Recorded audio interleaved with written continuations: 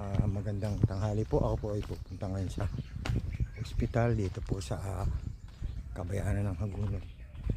Pagkat po papalit po ako magbabantay sa aking darling na sa sobra pong init siguro kaya po siya na stroke.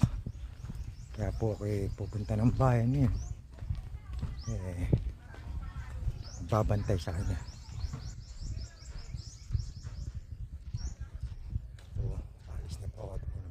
Ako sana naman po gumaling na, maging maayos na ang lahat. Napakahirap po ng ganyan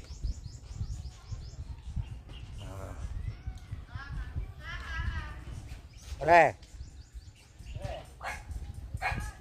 ito muna ako ospital. Tanga na, parang malalim ang tubig ngayon ano. Ay, hindi ka pala.